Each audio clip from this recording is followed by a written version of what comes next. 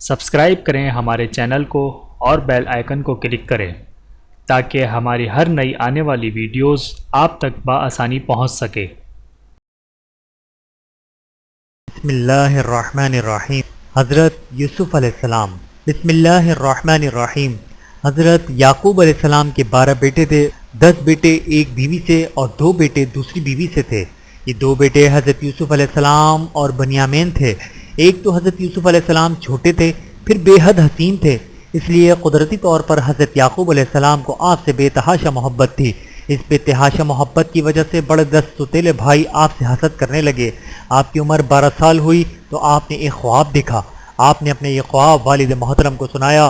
اے ابا جان، میں نے خواب میں دیکھا ہے کہ 11 ستارے اور سورج اور چاند یہ سب مجھے سجدہ کر رہے ہیں۔ بحوالہ القرآن سورہ یوسف۔ قرآن کریم میں حضرت یوسف علیہ السلام کو مسلسل بیان کیا گیا ہے اور اسے بہترین واقعہ کہا گیا ہے، اور یہ پورا واقعہ سورہ یوسف میں بیان ہوا ہے۔ حضرت یعقوب علیہ السلام نے حضرت یوسف علیہ السلام کا خواب سنا تو اس کی تعبیر سمجھ گئے، چنانچہ آپ سے فرمایا، اے میرے پیارے بیٹے، تو اس خواب کو اپنے بھائیوں کے سامنے بیان نہ کرنا، ورنہ یہ تیرے خلاف کوئی فریب آمیز کر کارروائی کریں گے۔ بے شک شیطان انسان کا کھلا دشمن ہے۔ حضرت یعقوب علیہ السلام پہلے ہی یہ بات محسوس کر چکے تھے کہ ان کی یوسف سے بے تحاشا محبت کی وجہ سے ان کے بیٹے ان سے حسد کرنے لگے ہیں، لہٰذا انہوں نے سوچا کہ یہ خواب انہوں نے سن لیا تو کہیں کوئی گڑبڑ نہ کریں، شیطان انہیں بہکا نہ دے، اور ایک دن ان کا حسد ان کی زبان پر آ ہی گیا۔ وہ آپس میں کہنے لگے، یوسف اور اس کا بھائی بنیامین ہمارے باپ کو ہماری نسبت زیادہ پیارے ہیں، حالانکہ ہم ایک طاقتور جماعت ہیں اور یہ ہمارے والد کی کھری زیادتی ہے۔ اس کے بعد انہوں نے حضرت یوسف علیہ السلام کے خلاف منصوبے بنانے شروع کر دیے۔ دراصل وہ چاہتے تھے کہ حضرت یوسف علیہ السلام کو کسی طرح باپ سے جدا کر دیں۔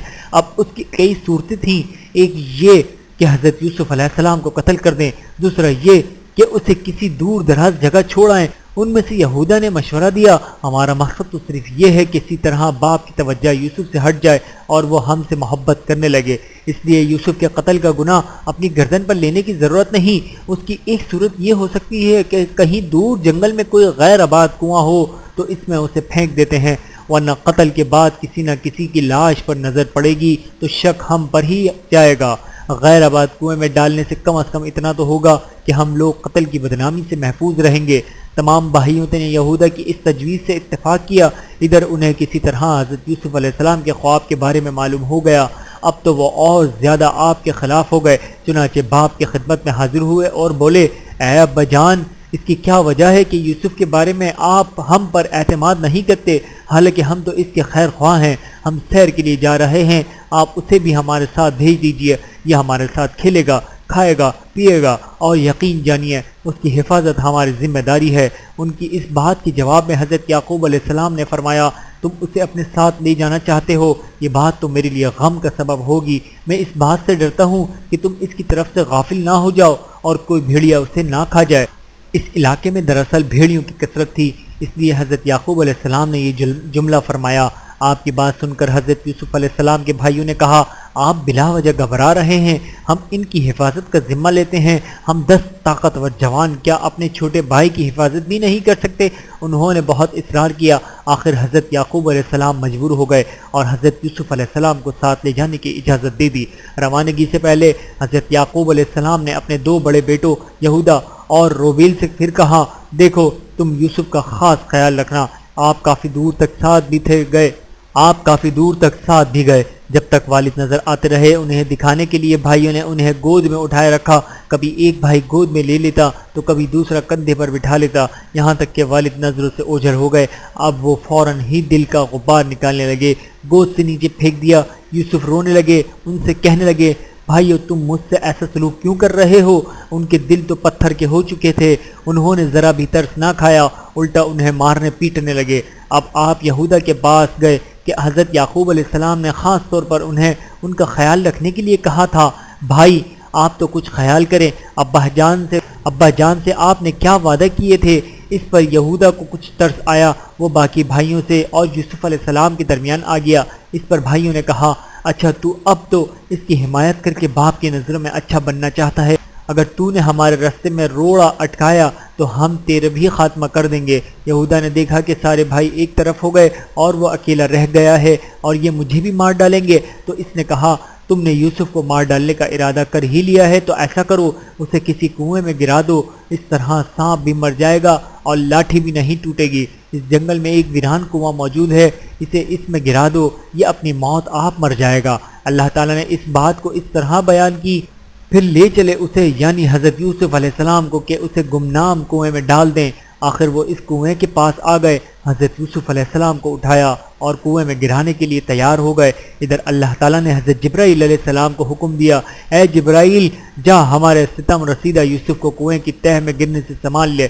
حکم ملتے ہی جبرائیل علیہ السلام کنویں پر پہنچے اور حضرت یوسف علیہ السلام کے گرنے سے پہلے ہی آپ کو تھام لیا اور کنویں میں ابھرے ہوئے ایک پتھر پر بٹھا دیا۔ پھر اللہ تعالیٰ نے کنویں میں یوسف علیہ السلام کو تسلی دی، فرمایا تو انہیں ان کے اس واقعے سے ایک دن آگاہ کرے گا اور ان کی یہ حالت ہوگی کہ یہ تجھے پہچانتے نہیں ہوں گے، یعنی ایک وقت آئے گا جب تم ان بھائیوں کو ان کے ظلم یاد دلاؤ گے اور تم اس وقت ایسے بلند مقام پر ہوگے کہ یہ تمہیں پہچان نہیں سکیں گے۔ ان الفاظ میں آپ کو تسلی دی گئی کہ آپ اس کنویں میں ہلاک نہیں ہوں گے، زندہ رہیں گے، آپ کو کنویں سے نکال لیا جائے گا، سب بھائی مل کر بھی آپ کا کچھ نہیں بگاڑ سکیں گے، آپ کو اعلیٰ مرتبہ ملے گا اور ایک وقت آنے والا ہے کہ آپ ان بھائیوں کو ان کا سلوک یاد دلوائیں گے۔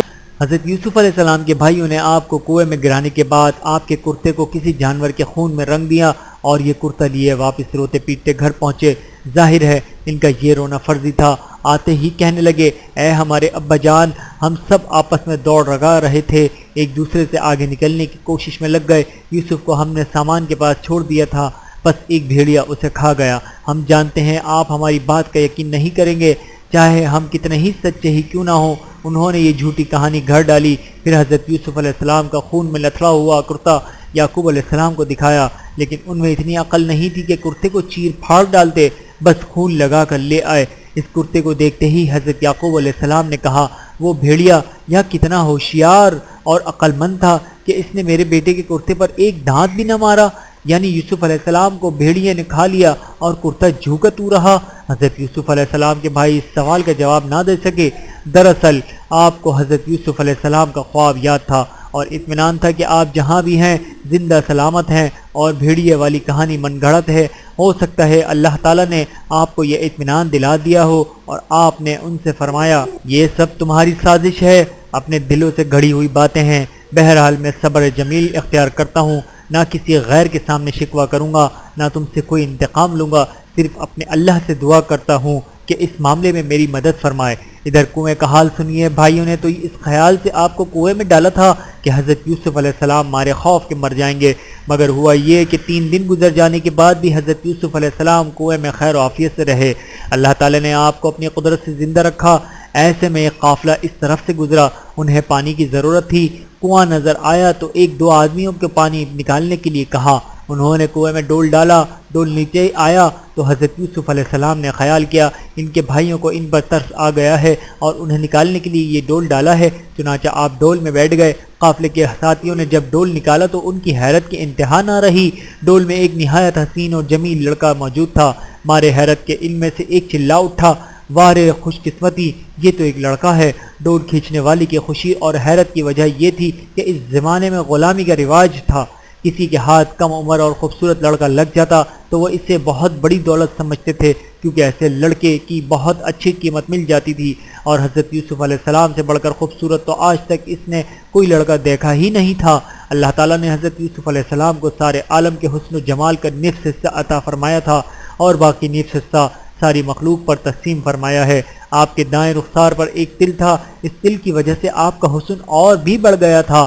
آپ میں نزاکت اس قدر تھی کہ کوئی پھل کھاتے تو حلق سے اترتا نظر آتا تھا۔ حضرت یوسف علیہ السلام کے بھائی انہیں کنویں میں ڈالنے کے بعد بالکل بے فکر نہیں ہو گئے تھے، بلکہ کنویں کے آس پاس پھرتے رہتے تھے کہ دیکھیں یوسف کا کیا بنتا ہے۔ جب انہوں نے دیکھا کہ قافلے والوں نے آپ کو کنویں سے نکال لیا ہے تو فوراً ان کے پاس پہنچ گئے۔ انہوں نے کہا، یہ ہمارا بھاگا ہوا غلام ہے، اس کی عادت اچھی نہیں، اس لیے ہم اسے فروغ کرنا چاہتے ہیں۔ تم خریدنا پسند کرتے ہو تو خرید لو، ورنہ اسے ہمارے حوالے کر دو، مگر اسے سخت نگرانی میں رکھنا، کہیں یہ تمہارے پاس سے بھی نہ بھاگ جائے۔ قافلے والوں نے آپ کو چند سکوں میں خرید لیا، آپ کے بھائیوں نے وہ چند سکے بھی آپس میں تقسیم کر لیے، البتہ یہودا نے وہ پیسے نہیں لیے۔ قافلے والے چند سکوں کے بدلے حضرت یوسف علیہ السلام کو لیے آگے روانہ ہو گئے۔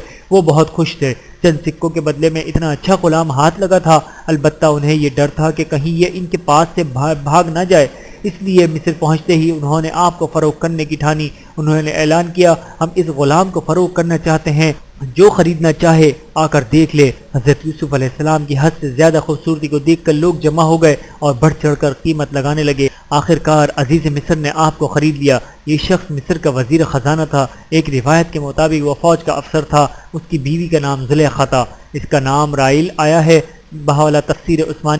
عزیز مصر نے اس سے کہا، دیکھو کتنا پیارا ہونہار لڑکا ہے، اسے پورے احترام سے رکھنا، غلاموں جیسا معاملہ نہ کرنا، شاید بڑا ہونے پر ہمارے کام آئے اور یہ ہمارا ہاتھ بٹائے۔ ہمارے ہاں اولاد تو ہے ہی نہیں، ہم اسے اپنا بیٹا بھی بنا کر رکھ سکتے ہیں۔ عزیز مصر کا نام تورات میں فوتی کار آیا ہے۔ عزیز نے اس زمانے میں ایسے شخص کو کہتے تھے جسے عزت کی نگاہ سے دیکھا جاتا تھا اور لوگوں کی نگاہ میں اس کی بڑی عزت تھی۔ عزیز مصر نے حضرت یوسف علیہ السلام کو ایک غلام سمجھ کر خریدا تھا، لیکن وقت کے ساتھ ساتھ اس پر آپ کے جوہر کھلنے لگے، آپ کی سچائی، پاکیزگی اور دوسری خصوصیات سے وہ بہت متاثر ہو گیا، یہاں تک کہ اس نے اپنے سارے کاروبار اور گھر بار کا آپ کو مالک بنا دیا۔ اس کا نتیجہ یہ نکلا کہ عزیز مصر کی آمدنی دگنا ہو گئی۔ بحوالہ ترجمان القرآن، اللہ تعالیٰ نے حضرت یوسف علیہ السلام کے بارے میں فرمایا، اور جب یوسف اپنی جوانی کو پہنچا تو ہم نے اسے حکمت اور علم عطا کیا، اور ہم نیکوکاروں کو اسی طرح بدلہ دیا کرتے ہیں۔ اللہ تعالیٰ کا آپ پر ایک فضل و کرم تو یہ ہوا کہ بھائیوں نے آپ کو کنویں میں گرا دیا۔ اللہ تعالیٰ نے آپ کو نہ صرف یہ کہ زندہ رکھا بلکہ آپ کو معمولی سے خواہش بھی نہ آئی، حالانکہ آپ 3 دن تک کنویں میں رہے۔ پھر جب آپ کنویں سے زندہ نکل آئے تو بھائیوں نے قافلے والوں کو آپ کے بارے میں بتایا کہ بھاگا ہوا غلام ہے اور چند سکوں کے بدلے میں آپ کو فروخت کر دیا، یعنی اللہ تعالیٰ نے آپ پر بھی اپنا فضل فرمایا، آپ کو بھائیوں کے ہاتھ سے بچایا۔ وہ اللہ تعالیٰ نے بھائیوں کے ظلم و ستم سے بچا کر آپ کو مصر پہنچا دیا۔ مصر میں آپ کو پھر فروخت کیا گیا اور خریدنے والے عزیز مصر نے بیوی کو آپ کے بارے میں تاکید کی کہ آپ کو غلام بنا کر نہ رکھے۔ یہ سب آپ پر اللہ تعالیٰ کی نوازشات تھیں۔ اب یہ جو اللہ تعالیٰ نے اعلان فرمایا تو اس کا مطلب علماء کرام کے نزدیک یہ ہے کہ اللہ تعالیٰ نے آپ کو نبوت عطا فرمائی۔ قدرت کو ابھی آپ کے اور امتحان مقصود تھے۔ اب یہ ہوا کہ عزیز مصر کی بیوی آپ کے حسن سے بہت متاثر ہو گئی، اس نے آپ پر ڈورے ڈالنے شروع کیے۔ جب آپ نے اس کی طرف کوئی توجہ نہ کی تو اس نے آپ کے خلاف ایک ایسا جال بچھایا کہ آپ کی جگہ کوئی اور ہوتا تو اس جال سے بچ کر نکل نہیں سکتا تھا۔ حضرت یوسف علیہ السلام ظاہر ہے ان کے گھر میں رہتے تھے، وہ خوب بند سنور کر آپ کے سامنے آنے لگی، آپ کو لبھانے کی کوشش کرنے لگی۔ ایک دن آپ کو اپنی طرف متوجہ کرنے کے لیے کہنے لگی، تمہارے بال کس قدر خوبصورت ہیں۔ جواب میں حضرت یوسف علیہ السلام نے فرمایا، موت کے بعد یہ میرے جسم سے الگ ہو جائیں گے۔ اب اس نے کہا، تمہاری آنکھیں کس قدر حسین ہیں۔ آپ نے فرمایا، موت کے بعد یہ پانی ہو کر میرے چہرے پر بہہ جائیں گی۔ اب زلیخا نے کہا، تمہارا چہرہ کتنا حسین ہے۔ آپ نے کہا، یہ سب مٹی کی غذا ہے۔ بحوالہ معارف القرآن، ان جوابات سے صاف ظاہر ہے کہ اللہ تعالیٰ نے آپ پر آخرت کی فکر اور اس قدر مسلط کر دیا تھا کہ ساری لذتیں ان کے سامنے بے حقیقت ہو کر رہ گئی تھیں۔ حضرت یوسف علیہ السلام چونکہ اللہ کے نبی تھے، اس لیے زلیخا کے مکر و فریب کے مقابلے میں اللہ تعالیٰ نے آپ کی مدد فرمائی۔ ایک دن اس نے انتہا کر دی، دروازوں کو تالے لگا دیے اور حضرت یوسف علیہ السلام سے کہنے لگی، لو آ جاؤ، میں تم سے کہہ رہی ہوں۔ جواب میں یوسف علیہ السلام نے فرمایا، خدا کی پناہ، وہ تیرا شوہر میرا آقا ہے، اس نے مجھے بہت اچھی طرح رکھا ہوا ہے، بلا شبہ احسان فراموش کبھی فلا نہیں پاتے۔ آپ کے کہنے کا مطلب یہ تھا کہ میں اس شخص کے احسانات کا بدلہ بھلا اس طرح کیسے دے سکتا ہوں۔ اس موقع پر اللہ تعالیٰ نے فرمایا، ہم نے یوسف کو ایسے نشانات دکھائے کہ جن کو دیکھ کر یوسف گناہ سے محفوظ رہے۔ اس بات کی تفسیر میں علماء نے لکھا ہے کہ اللہ تعالیٰ نے یعقوب علیہ السلام کی شکل میں آپ کے سامنے کر دی، وہ آپ کو اپنی انگلیاں دانتوں میں دبائے خبردار کر رہے تھے۔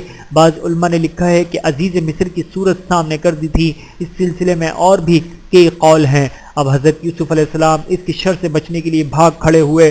علماء نے لکھا ہے کہ زلیخا نے 7 دروازوں پر تالے لگائے تھے۔ اس کے بعد جو کمرہ آتا تھا اس میں اس نے اپنی خواہش کا اظہار یوسف علیہ السلام سے کیا تھا۔ اب جب حضرت یوسف علیہ السلام بھاگے تو زلیخا پیچھے بھاگی۔ آپ جو ہی پہلے دروازے کے پاس پہنچے، اس پر لگا ہوا تالا خود بخود کھل گیا۔ آپ دروازہ عبور کر کے دوسرے کمرے میں آ گئے۔ زلیخا بدستور پیچھا کر رہی تھی۔ آپ دوسرے دروازے پر آئے، اس کا بھی تالا خود بخود کھل گیا۔ اس طرح تالے کھلتے چلے گئے۔ جب حضرت یوسف علیہ السلام آخری کمرے میں پہنچے تو زلیخا نے لپک کر آپ کا کرتا پکڑ لیا۔ آپ نے جھٹکا مارا تو کرتا پھٹ گیا۔ آپ جو ہی دروازے پر پہنچے آخری تالا بھی کھل گیا۔ اب جو آپ باہر نکلے تو عزیز مصر کو دروازے پر پایا۔ ادھر زلیخا باہر نکلی، اس نے جو اپنے شوہر کو دیکھا تو بدحواس ہو گئی اور بول پڑی، آپ کی بیوی کے ساتھ جو برے کام کا ارادہ کرے اس کی سزا اس کے سوا کیا ہو سکتی ہے کہ اسے جیل میں ڈال دیا جائے، وہاں اسے ایسی سزا دی جائے کہ وہ اس سزا کو ہمیشہ یاد رکھے۔ حضرت یوسف علیہ السلام نے جب دیکھا کہ عورت الٹا ان پر الزام لگا رہی ہے تو آپ نے فرمایا، اپنی نفسانی خواہش پوری کرنے کے لیے یہی مجھے پھٹلا رہی تھی۔ آپ کے اس جواب کے علاوہ اللہ تعالیٰ نے آپ کی صفائی ایک اور طریقے سے ثابت کی۔ اس وقت وہاں ایک دودھ پیتا بچہ موجود تھا، وہ بول پڑا۔ بہوالا تفسیر ابن کثیر، یہ سب تیری بیوی کی شرارت ہے۔ اگر یوسف کا کرتا آگے سے پھٹا ہے تو عورت سچی ہے اور یوسف جھوٹا، اور اگر کرتا پیچھے سے پھٹا ہے تو عورت جھوٹی اور یوسف سچا ہے۔ شیر خوار بچے کی یہ بات سن کر عزیز مصر نے آپ کا کرتا دیکھا، وہ پیچھے سے پھٹا ہوا تھا۔ یہ دیکھ کر اس نے بیوی سے کہا، یہ تم عورتوں کی فریب کاری ہے، بے شک تمہارا مکر بہت خوفناک ہے۔ پھر اس نے آپ سے کہا، اے یوسف تو اس واقعے کو نظر انداز کر دے۔ ساتھ ہی اس نے اپنی بیوی سے کہا، اے عورت تو اپنے گناہ کی معافی مانگ، تو سراسر خطا کار ہے۔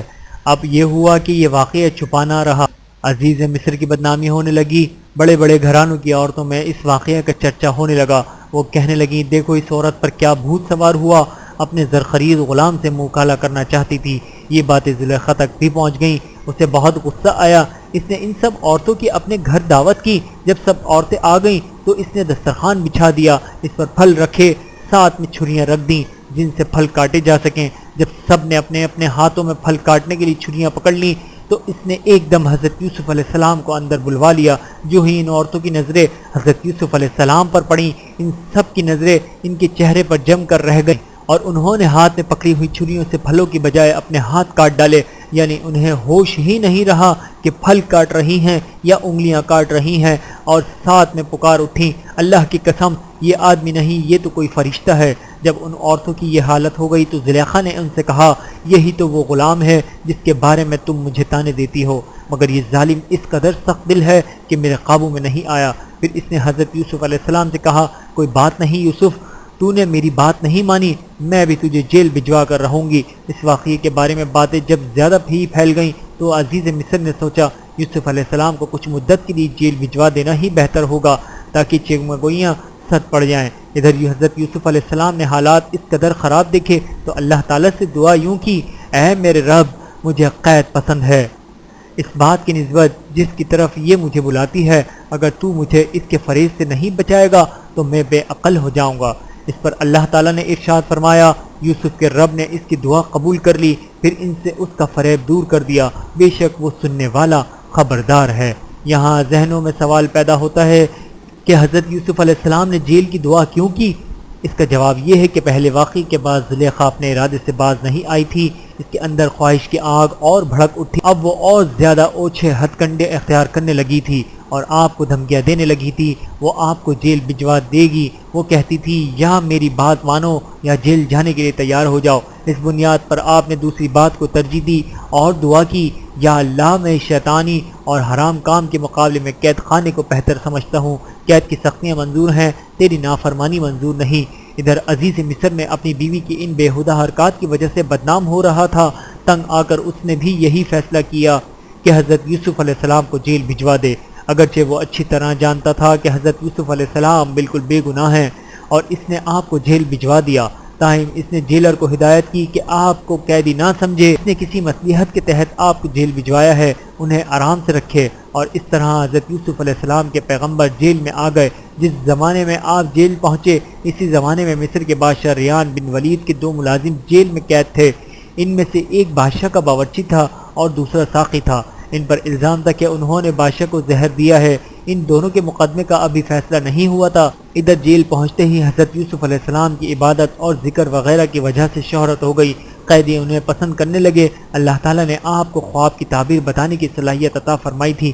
قیدی اپنے خوابوں کی تعبیر آپ سے پوچھنے لگے۔ ایک روز ان دونوں نے بھی خواب دیکھے اور تعبیر پوچھنے کے لیے آپ کے پاس چلے آئے ساقی نے اپنا خواب یوں سنایا: میں نے خواب میں دیکھا ہے کہ انگور سے شراب نچوڑ رہا ہوں۔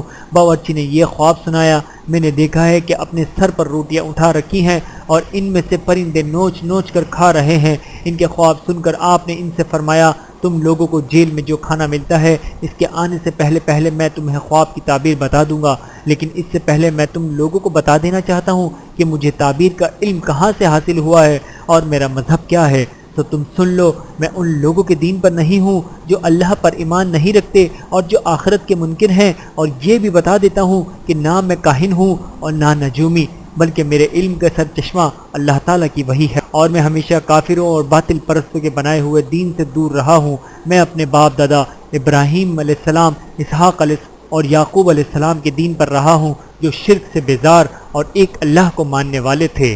یہ کہنے کے بعد آپ نے ان سے فرمایا: کیا جدا جدا بہت سے معبود بہتر ہیں یا ایک اللہ یکتا اور سب سے زبردست؟ تبلیغ کا فرض ادا کرنے کے بعد آپ نے خواب کی تعبیر بتائی۔ باورچی سے فرمایا: تو نے یہ خواب دیکھا ہے کہ تیرے سر پر روٹیاں ہیں اور پرندے ان روٹیوں کو نوچ نوچ کر کھا رہے ہیں۔ تمہیں اس مقدمے کے فیصلے کے بعد سولی دی جائے گی اور پرندے تمہارے سر کو نوچ نوچ کر کھائیں گے۔ دوسرے کو آپ نے بتایا: تم نے خواب دیکھا ہے کہ انگور سے شراب نکال رہے ہو، تم جرم سے بری ہو جاؤ گے اور اپنے عہد پر بحال ہوگے۔ ساتھ ہی حضرت یوسف علیہ السلام نے بری ہونے والے سے فرمایا: تم اپنے بادشاہ سے میرا ذکر کرنا، انہیں بتانا کہ ایک ایسا شخص جو ابراہیم، اسحاق اور یعقوب علیہ السلام ایسے برگزیدہ انبیاء کے خاندان سے ہے، ان کے دین کا پیروکار ہے، بے قصور اور بے گناہ جیل میں بند ہے۔ یہ بات آپ کے شایع شان نہیں تھی کہ آپ جیسی ہستی اللہ کی ذات پر بھروسہ کرتے ہوئے ظاہری اسباب پر بھروسہ کریں۔ چنانچہ اللہ تعالیٰ نے اس بارے میں ارشاد فرمایا: تو اسے شیطان نے بھلا دیا کہ وہ اپنے مالک سے ذکر کرتا، یعنی وہ ذکر کرنا بھول گیا۔ یعنی بری ہونے والا قیدی جب جیل سے نکلا تو پھر سے بادشاہ کا ساقی بن گیا، تو اسے یوسف علیہ السلام سے کیا ہوا وعدہ یاد ہی نہ رہا۔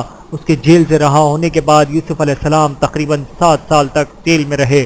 پھر اللہ تعالیٰ نے آپ کی مدد فرمائی اور جیل سے رہائی کے اسباب پیدا فرمائے۔ وہ یہ کہ مصر کے بادشاہ ریان بن ولید نے ایک خواب دیکھا۔ اس نے اپنا خواب درباریوں کو سنایا۔ خواب یہ تھا: میں نے خواب میں دیکھا ہے کہ 7 گائیں خوب موٹی ہیں اور 7 گائیں دبلی ہیں۔ دبلی گائیں موٹی گایوں کو کھا رہی ہیں، اور میں نے دیکھا کہ 7 سبز بالیاں ہیں اور دوسری 7 بالیاں خشک ہیں۔ یہ خواب سنا کر اس نے درباریوں سے کہا: اے درباریوں، اگر تم اس خواب کی تعبیر بتا سکتے ہو تو بتاؤ۔ درباریوں نے کہا: یہ خواب تو پریشان خیالات کی طرف اشارہ کرتا ہے، اور اس قسم کے پریشان خوابوں کی تعبیر کا ہمیں علم نہیں۔ بادشاہ کے اس خواب کا چرچا ہو۔ یہ بات بھی ہر طرف پھیل گئی کہ کوئی بھی بادشاہ کے خواب کی تعبیر نہیں بتا سکتا۔ ایسے میں اس قیدی کو حضرت یوسف علیہ السلام کا خیال آیا۔ اس نے بادشاہ کی خدمت میں حاضر ہو کر کہا: اگر آپ اجازت دیں تو میں اس خواب کی تعبیر لا سکتا ہوں۔ اور وہ اس طرح کے قید خانے میں ایک شخص ہے، وہ خواب کی تعبیر بتانے میں بہت ماہر ہے۔ بادشاہ نے اسے اجازت دے دی۔ وہ قید خانے میں آیا اور حضرت یوسف علیہ السلام کی خدمت میں حاضر ہوا۔ اب اس نے کہا: اے یوسف، اے صدیق، اس خواب کی تعبیر تو ہمیں بتا دیجئے کہ 7 موٹی گائیں ہیں جن کو 7 دبلی گائیں کھا رہی ہیں، اور 7 بالیاں سبز ہیں اور 7 بالیاں خشک ہیں۔ آپ نے خواب سنا اور فوراً تعبیر بتا دی۔ تعبیر بتانے میں نہ تو دیر کی، نہ ساقی کو اس کی بھول پر شرمندہ کیا اور نہ کوئی شرط لگائی۔ پھر وہ تو صرف تعبیر پوچھنے کے لیے آیا تھا۔ آپ نے اسے نہ صرف تعبیر بتائی بلکہ اس تعبیر کے مطابق آئندہ جو کام کرنے والے تھے ان کے بارے میں بھی بتا دیا۔ چنانچہ آپ نے فرمایا: 7 موٹی گایوں اور 7 سبز بالیوں سے مراد 7 سال ہیں۔ ان 7 سالوں میں خوشحالی ہوگی، کھیتی باڑی خوب ہوگی، حیوانات خوب موٹے ہو جائیں گے۔ اس کے بعد 7 سال ایسے آئیں گے کہ ان میں قحط پڑے گا، ان میں جمع شدہ غلہ سب کچھ ختم ہو جائے گا، صرف آئندہ بیچ ڈالنے کے لیے تھوڑا سا بچ رہے گا۔ دبلی گایوں اور خشک بالیوں سے بھی مراد 7 سال ہیں۔ ان 7 سالوں میں دبلی گائیں اور سوکھی بالیاں موٹی گایوں اور سبز بالیوں کو ختم کر دیں گی، اور اس قحط سے بچنے کی تدبیر یہ ہے کہ خوشحالی کے زمانے میں جو غلہ پیدا ہو اسے بڑی حفاظت سے رکھنا ہوگا، احتیاط سے خرچ کرنا ہوگا۔ اس کی تدبیر یہ ہے کہ جس قدر غلہ کی ضرورت ہو اسے الگ کر لیا جائے اور تھوڑا تھوڑا ضرورت کے مطابق خرچ کیا جائے، باقی غلے کو بالیوں ہی میں رہنے دیا جائے تاکہ کیڑے وغیرہ سے محفوظ رہے اور 7 سال کی پیداوار اور 14 سال تک چل سکے۔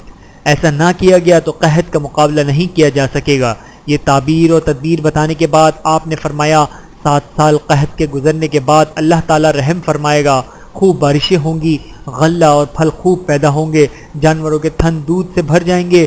ساقی نے ان تمام باتوں کو پلے باندھا اور آپ سے رخصت ہو کر بادشاہ کی خدمت میں آیا۔ اس نے یہ ساری تفصیل سنائی۔ بادشاہ سن کر بہت حیران ہوا اور کہنے لگا، ایسے بزرگ ہستی کو جیل میں ڈالے رکھنا ظلم ہے، انہیں فوراً جیل سے نکالو اور میرے پاس لاؤ تاکہ میں ان کے پاؤں چھو لوں، ان کی زیارت کر سکوں، خود ان کے منہ سے اپنے خواب کی تعبیر سن سکوں۔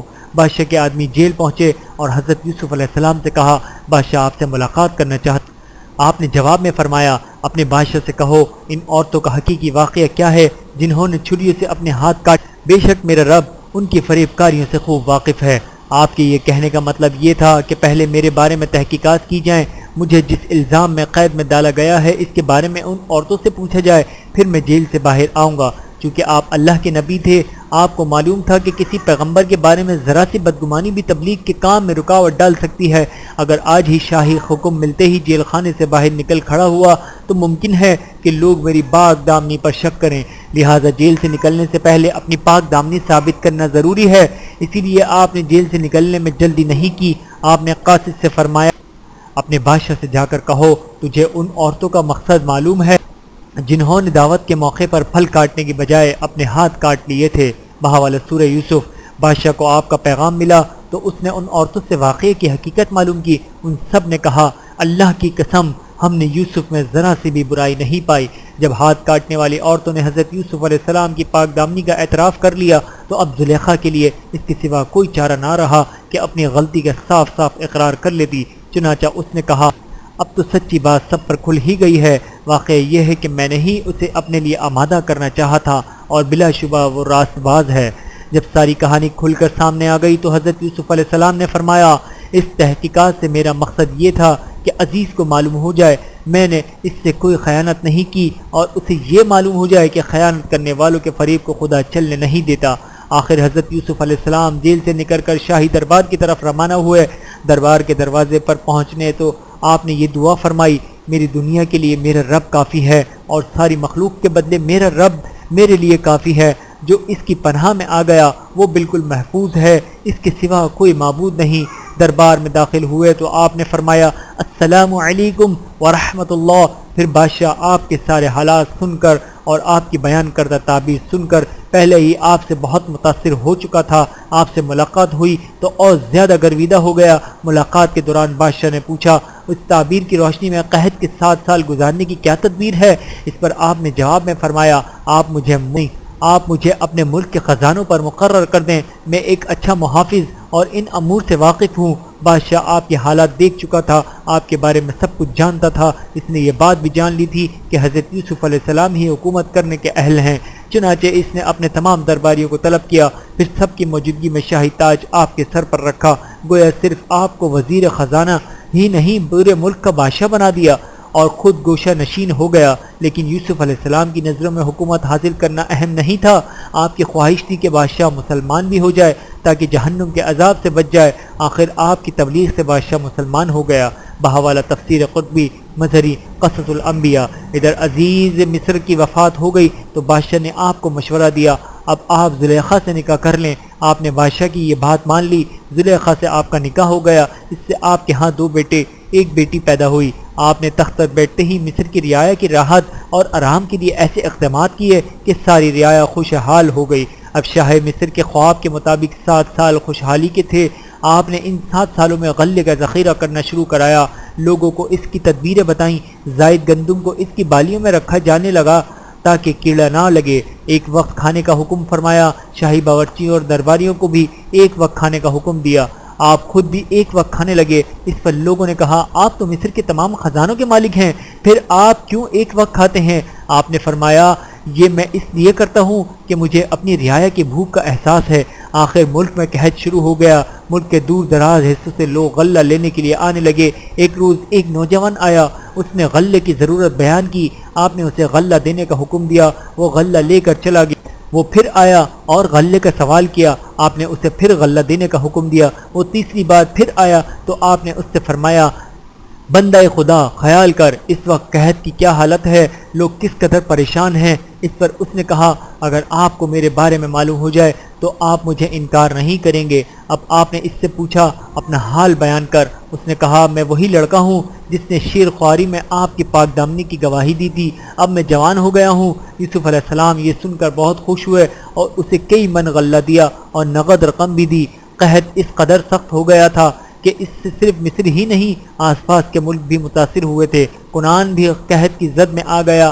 آپ کنعان میں پیدا ہوئے تھے۔ کنعان فلسطین کا ایک علاقہ ہے۔ حضرت یعقوب علیہ السلام اور حضرت یوسف علیہ السلام کے بھائی بھی قحط کی زد میں آ گئے۔ یعقوب علیہ السلام کو پتہ چلا کہ مصر کا بادشاہ بہت رحم دل ہے، فیاض ہے اور اس کے پاس غلے کے ذخائر ہیں، لہٰذا وہاں سے لوگوں کو غلہ مل رہا ہے۔ یہ بات معلوم ہونے پر آپ نے اپنے بیٹوں سے فرمایا تم بھی مصر سے جا کر غلہ لے آؤ۔ اب چونکہ حضرت یوسف علیہ السلام ایک شخص کو ایک اونٹ سے زیادہ غلہ نہیں دیتے تھے، اس لیے آپ نے اپنے سبھی بیٹوں کو بھیج دیا، البتہ چھوٹے بیٹے یعنی حضرت یوسف علیہ السلام کے سگے بھائی بنیامین کو اپنے پاس رکھ لیا۔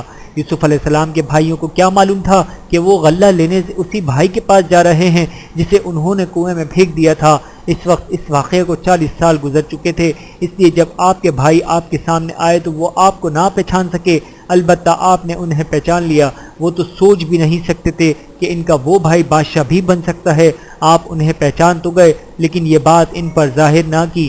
آپ ان کے بھائی ہیں۔ آپ نے ان سے کہا تم لوگ تو مصری معلوم نہیں ہوتے۔ اس پر وہ بولے اے رحم دل بادشاہ، ہم لوگ کنعان کے رہنے والے ہیں اور نبی زادے ہیں۔ حضرت یوسف علیہ السلام نے ان کی بات سن کر ہمیں تمہاری بات کا کیسے یقین آئے، ہمیں تو تم پر جاسوسی کا شبہ ہے۔ وہ ایک ساتھ بول اے رعایا پرور بادشاہ، ہم اللہ کو حاضر و ناظر جان کر عرض کرتے ہیں ہم نے آپ کی تعریف سنی تھی، کنعان میں غلے کا قحط ہے، اسی لیے آپ سے غلہ لینے کے لیے آئے ہیں، اور ہم جاسوس نہیں ہیں بلکہ ہم تو اللہ کے نبی حضرت یعقوب علیہ السلام کے بیٹے ہیں۔ اس پر آپ نے پوچھا تمہارا اور بھی کوئی بھائی ہے؟ اب ان میں سے ایک نے کہا ہم 12 بھائی تھے، مدت گزری ہمارا چھوٹا بھائی جنگل میں گم ہو گیا تھا، اس سے ہمارے والد کو بہت محبت تھی، اس کے گم ہونے کی وجہ سے ہمارے والد کی بینائی پر بہت برا اثر پڑا ہے، اس کے بعد وہ اس سے چھوٹے بھائی سے بہت محبت کرنے لگے ہیں، اسی لیے انہوں نے اسے اپنے ساتھ نہیں بھیجا۔ اس گفتگو کے بعد آپ نے ان کے بارے میں حکم دیا وطن واپسی تک یہ لوگ شاہی مہمان ہیں، انہیں فیکس 1 اونٹ غلہ دے دیا جائے۔ اس پر انہوں نے کہا ہمارے چھوٹے بھائی کے نام کا غلہ بھی دے دیا جائے تو بہت مہربانی ہوگی۔ آپ نے جواب میں ارشاد فرمایا یہ بات ہمارے قانون کے خلاف ہے کہ آدمی موجود نہ ہو اور اس کے حصے کا غلہ دے دیا جائے، ہاں تم آئندہ غلہ لینے آؤ تو اس بھائی کو ضرور ساتھ لانا، اس وقت اس کے حصے کا غلہ تمہیں مل جائے گا۔ اگر تم آئندہ اپنے بھائی کو ساتھ نہ لائے تو اس صورت میں تمہیں غلہ نہیں ملے گا، کیونکہ اگر تم اپنے بھائی کو ساتھ نہ لائے تو میں سمجھوں گا تم جھوٹ بول کر مزید غلہ حاصل کرنا چاہتے تھے، اس صورت میں تم ہمارے ملک میں قدم بھی نہ رکھ۔ اس پر وہ بولے واپس جا کر ہم اپنے والد کو ساری بات بتائیں گے اور اپنے بھائی بنیامین کو ساتھ لانے کی پوری کوشش کریں گے۔ وہ واپس کنعان پہنچے، والد بزرگوار کو سارے حالات سنائے، بادشاہ کے حسن سلوک کے بارے میں بتایا، پھر جو شاہ مصر نے کہا تھا وہ بھی بتایا اور بولے آئندہ کے لیے ہم پر غلے کی بندش کر دی گئی ہے، ہاں صرف اس صورت میں غلہ ملے گا جب ہم چھوٹے بھائی بنیامین کو ساتھ لے جائیں گے، کیونکہ ہم نے وہاں اس کے نام کا بھی غلہ مانگ لیا۔ اس پر بادشاہ کو شک گزرا اور اس نے یہ پابندی عائد کر دی۔ یہ سن کر حضرت یعقوب علیہ السلام نے فرمایا میں بنیامین کے معاملے میں تم پر اعتماد نہیں کر سکتا، لیکن میں اللہ پر بھروسہ کر کے اسے تمہارے ساتھ بھیج دوں گا، کیونکہ اللہ سب سے بہتر نگہبان ہے۔ اس کے بعد انہوں نے غلہ کھولا تو یہ دیکھ کر حیرت زدہ رہ گئے کہ اور خوف زدہ بھی ہو گئے کہ انہوں نے غلے کے لیے جو رقم ادا کی تھی وہ سب کی سب غلے میں ہی موجود تھی، اور ایسا حضرت یوسف علیہ السلام کے حکم سے ہوا تھا۔ آپ نے اپنے آدمیوں کو ہدایت دی تھی کہ ان کی نقدی غلے میں چھپا دو۔ یہ بھائی اس لیے خوف زدہ ہوئے کہ کہیں وہ کسی مصیبت میں مبتلا نہ ہو جائیں، ان پر چوری کا الزام نہ لگ جائے، کیونکہ مصر میں ان پر جاسوسی کا الزام پہلے ہی لگ چکا تھا۔ تاہم ان کا خوف جلد ہی دور ہو گیا، وہ سمجھ گئے یہ تو بادشاہ مصر نے ان پر اور زیادہ مہربانی کا معاملہ کیا ہے۔ جب ان کا غلہ ختم ہونے لگا تو انہوں نے پھر مصر جانے کا پروگرام بنایا، لیکن اب معاملہ تھا بنیامین کو ساتھ لے جانے، اور حضرت یعقوب علیہ السلام بنیامین کو بھیجتے ہوئے گھبرا رہے تھے، لیکن دوسری طرف مسئلہ غلے کا تھا۔ آخر آپ نے فرمایا میں بنیامین کو اس وقت تک تمہارے ساتھ نہیں بھیج سکتا جب تک کہ تم قسم کھا کر مجھے اس بات کا قول نہ دو کہ تم ضرور بنیامین کو میرے پاس لاؤ گے، ہاں تقدیر ہی تمہیں گھیر لے تو میں کیا کہہ سکتا ہوں۔ اس پر انہوں نے کہا ہم آپ کو قول دیتے ہیں کہ بنیامین کو واپس لے کر آئیں گے۔ یہ سن کر حضرت یعقوب علیہ السلام نے فرمایا جو عہد و پیمان ہم نے کیا ہے اس پر اللہ گواہ ہے، گویا اس مرتبہ آپ نے صرف اولاد کے کہنے پر معاملہ نہیں چھوڑا بلکہ اللہ کے سپرد کر دیا۔ اس موقع پر اللہ تعالیٰ نے فرمایا، قسم ہے میری عزت اور جلال کی کہ اب میں آپ کے دونوں بیٹوں کو آپ سے ملاؤں گا۔ بحوالہ معرف القرآن، رخصت کے وقت حضرت یعقوب علیہ السلام نے اپنے بیٹوں کو یہ نصیحت فرمائی، اے میرے بیٹو، تم سب کے سب شہر کے ایک دروازے سے داخل نہ ہونا بلکہ مختلف دروازوں سے داخل ہونا۔ آپ نے یہ نصیحت کیوں کی؟ اس کی وضاحت میں علماء نے لکھا ہے، چونکہ 11 بھائی تندرست و توانا اور خوبصورت تھے، ایک باپ کی اولاد تھے، اس لیے ایک دروازے سے داخل ہونے کی صورت میں لوگوں کی نگاہیں ان پر پڑتی اور نظر بد لگنے کا خطرہ تھا۔ دوسرے یہ کہ پہلی مرتبہ بادشاہ نے ان کے ساتھ خاص مہربانی والا معاملہ فرمایا، انہیں دوبارہ آتے دیکھ کر کوئی حسد میں مبتلا ہو سکتا تھا اور ممکن تھا کوئی انہیں نقصان پہنچانے کی کوشش کرتا۔ تیسری یہ کہ پہلی مرتبہ ان کے بارے میں جاسوس ہونے کی بات ہوئی تھی۔ اب احتیاط کا تقاضا یہ تھا کہ اس قسم کے کوئی بات کسی کے منہ سے نہ نکل جائے اور یہ پریشانی میں نہ پھنس جائیں۔ ان باتوں کے پیش نظر آپ نے انہیں یہ نصیحت کی تھی۔ بہرحال والد کی نصیحت کے مطابق سب بھائی الگ الگ دروازے سے مصر میں داخل ہوئے۔ اس سفر میں بھی انہوں نے بنیامین کے ساتھ اچھا سلوک نہیں کیا، اسے سخت سست کہتے رہے، جھڑکیاں دیتے رہے۔ بنیامین صبر سے ان کے طعنے سنتے رہے۔ آخر یہ پھر دربار میں پیش ہوئے اور کہنے لگے، بادشاہ سلامت، آپ کے حکم کے مطابق ہم اپنے چھوٹے بھائی کو ساتھ لے آئے ہیں۔ والد محترم انہیں ساتھ بھیجنے پر آمادہ نہیں تھے، ہم نے بہت منت سماجت کی تب انہوں نے اسے ساتھ بھیجا۔ حضرت یوسف علیہ السلام نے فوراً چھوٹے بھائی کو پہچان لیا، لیکن بنیامین نہ پہچان سکے۔ آپ نے انہیں شاہی مہمان خانے میں ٹھہرانے کا حکم فرمایا۔ انہیں اس طرح ٹھہرایا گیا کہ ایک ایک کمرے میں دو دو بھائی ٹھہرائے گئے۔ بنیامین رہ گئے تو حضرت یوسف علیہ السلام نے انہیں اپنے ساتھ اپنے کمرے میں لے آئے اور اس وقت آپ نے انہیں بتایا، میں تیرا بھائی یوسف ہوں، ان باتوں سے غمگین نہ ہو جو انہوں نے کی ہیں۔ یہ سن کر بنیامین کی خوشی کا ٹھکانہ نہ رہا۔ دونوں بھائی گلے ملے۔ پھر بنیامین کہنے لگے، بھائی اب تو میں ان کے ساتھ نہیں جاؤں گا۔ اپنے چھوٹے بھائی کی بات سن کر حضرت یوسف علیہ السلام نے انہیں تسلی دی، پھر اپنے بھائیوں کے لیے حکم فرمایا، انہیں غلے کا ایک ایک اونٹ بھر کر دیا جائے۔ بنیامین کے نام کا بھی اونٹ دیا گیا، لیکن ان کے غلے میں اپنا قیمتی پیالہ رکھوا دیا۔ اب سب بھائی غلہ لے کر خوشی خوشی روانہ ہوئے۔ ادھر حضرت یوسف علیہ السلام نے شاہی خدمتگاروں کو ان کے پیچھے روانہ فرمایا۔ یہ خدمتگار قافلے کے پاس پہنچے تو ان میں سے ایک نے اعلان کیا، اے قافلے والو، رک جاؤ، تم یقیناً چور ہو۔ یوسف علیہ السلام کے بھائی یہ سن کر دھک سے رہ گئے۔ غلہ ملنے کی خوشی دھری کی دھری رہ گئی۔ انہوں نے کہا، ہم چور نہیں ہیں، تم بتاؤ تمہاری کیا چیز گم ہوئی ہے، ہم ابھی یہی ہیں، چاہو تو تلاشی لے لو۔ ساتھ میں انہوں نے کہا، ہم تو یہاں پہلے بھی آ چکے ہیں اور غلہ لے کر جا چکے ہیں، نہ ہم خود چور ہیں نہ ہمارا چوروں کے کسی گروہ سے تعلق ہے۔ اب شاہی خدمتگار نے کہا، ادھر ادھر کی باتیں مت کرو، ہمارے بادشاہ کا قیمتی پیالہ غائب ہے، تم یہ بتاؤ اگر وہ پیالہ تمہارے سامان سے مل گیا تو تمہاری کیا سزا ہے؟ اس پر وہ بولے، اس کی سزا یہ ہے کہ جس سامان سے پیالہ ملے وہی اس کے بدلے میں سزا بھگتے۔ یہ سب لوگ حضرت یعقوب علیہ السلام کی اولاد تھے اور دین ابراہیم کے پیروکار تھے۔ ان کی شریعت میں چور کی سزا یہ تھی کہ جس کے پاس سے چوری کا مال نکلے اسے 1 سال کے لیے غلام بنا کر رکھا جائے۔ انہوں نے فوراً ہی یہ اعلان کر دیا کیونکہ وہ تو جانتے تھے کہ انہوں نے چوری نہیں کی۔ شاہی خدمتگار ان سب کو واپس لے گئے اور انہیں حضرت یوسف علیہ السلام کے سامنے پیش کر دیا گیا۔ آپ نے ان کے سامنے تلاشی کا حکم دے دیا۔ پہلے دوسرے بھائیوں کی تلاشی ہوئی، پھر سب سے آخر میں بنیامین کی تلاشی لی گئی تاکہ بھائیوں کو کوئی شک نہ ہو۔ اس طرح پیالہ بنیامین کے سامان سے برآمد ہو گیا۔ اب تو ان سب کے ہوش اڑ گئے، فوراً پکار اٹھے، اگر بنیامین نے چوری کی ہے تو اس سے پہلے اس کا بھائی بھی چوری کر چکا ہے۔ یوسف علیہ السلام نے ان کی بات سن کر ان سے تو کچھ نہ فرمایا، البتہ دل میں کہنے لگے، تم تو چوروں سے بھی بدتر درجے میں ہو اور اللہ تعالیٰ اس الزام کے بارے میں خوب جانتا جو تم لگا رہے ہو۔ اصل میں تو ترکیب حضرت یوسف علیہ السلام نے اپنے بھائی کو اپنے روکنے کے لیے اختیار کی تھی، اور ایسا بھی آپ نے بنیامین کے خواہش پر کیا تھا کیونکہ وہ اپنے ظالم بھائیوں کے ساتھ جانا نہیں چاہتے تھے، اور یہ تدبیر بھی دراصل اللہ تعالیٰ کی طرف سے تھی، کیونکہ اللہ تعالیٰ فرماتے ہیں، یعنی ہم نے اسی تدبیر کی یوسف علیہ السلام کے لیے اپنے بھائی کو روکنے کی۔ بنیامین کو روک لیا گیا تو سارے بھائی الجھن میں پڑ گئے اور سوچنے لگے کہ اب والد صاحب کو کیا جواب دیں گے۔ وہ تو پہلے ہی بنیامین کو ساتھ بھیجتے ہوئے ڈر رہے تھے، چنانچہ انہوں نے یوسف علیہ السلام سے درخواست کی، اے عزیز مصر، اس بنیامین کا باپ بہت بوڑھا ہے، تو اس کی جگہ آپ ہم سے بھی کسی کو روک لیں، آپ بہت نیک ہیں۔ اس پر یوسف علیہ السلام نے فرمایا، اللہ کی پناہ، جس کے پاس سے چوری شدہ مال ملا ہے، ہم اسے چھوڑ کر اس کی بجائے کسی اور کو کیوں گرفتاری کریں؟ اس طرح تو ہم بڑے بے انصاف ٹھہریں گے۔ یعنی آپ نے ان سے فرما دیا ایسا نہیں ہو سکتا۔ اب تو وہ مایوس ہو گئے، سب ایک جگہ بیٹھ کر مشورہ کرنے لگے۔ ان میں سے جو سب سے بڑا تھا اس نے کہا کیا تم لوگوں کو معلوم نہیں کہ تمہارے والد نے قسم دے کر تم سے پختہ عہد لیا تھا اور کہا تھا کہ ہم اس سے پہلے یوسف کے بارے میں سخت کوتاہی کر چکے ہیں، تو میں تو اس سرزمین میں سے اس وقت تک نہیں ہلوں گا جب تک کہ میرے والد مجھے اجازت نہ دیں یا پھر اللہ تعالیٰ میرے لیے کوئی فیصلہ نہ کر دے، اور وہی سب سے بہتر فیصلہ کرنے والا ہے۔ علماء نے لکھا ہے کہ یہ بڑا بھائی وہی یہودا تھا جس نے حضرت یوسف علیہ السلام کے بارے میں مشورہ دیا تھا تم یوسف کو قتل نہ کرو بلکہ کسی کنویں میں ڈال دو۔ یعنی یہودا نے اس وقت بھی دوسرے بھائیوں کی نسبت نرم رویہ اختیار کیا تھا، اور اب بنیامین کے حق میں بھی وہ ان کی نسبت نرم ثابت ہوا تھا۔ آخر باقی بھائی وہاں سے روانہ ہوئے، کنعان پہنچے اور یعقوب علیہ السلام کو ساری خبر سنائی۔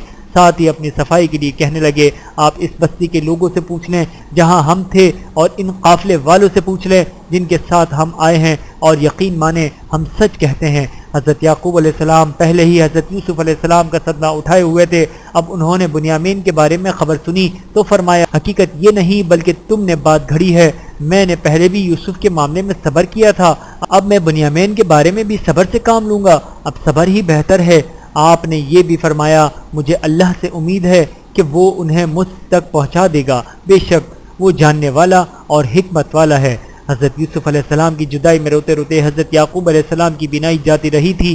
باپ کی بات سن کر انہوں نے طنزیہ انداز میں کہا اتنی مدت گزر گئی اب بھی آپ یوسف کی رٹ لگائے جا رہے ہیں۔ آپ نے جواب میں فرمایا میں تو اپنی بے چینی اور غم کی صرف اللہ سے شکایت کرتا ہوں، اور اللہ کی طرف سے جو باتیں میں جانتا ہوں وہ تم نہیں جانتے۔ پھر آپ نے ان سے فرمایا اے میرے بیٹو ایک بار پھر مصر جاؤ، میں نے مصر کے بادشاہ کے نام ایک خط لکھا ہے، تم یہ خط اسے دو۔ باپ کا حکم پا کر بیٹے پھر مصر پہنچے، انہوں نے وہ خط حضرت یوسف علیہ السلام کو دیا۔ آپ نے اس خط میں لکھا تھا اے عزیز مصر، ہمارا پورا خاندان بلاؤ اور آزمائشوں میں جانا پہنچانا ہے۔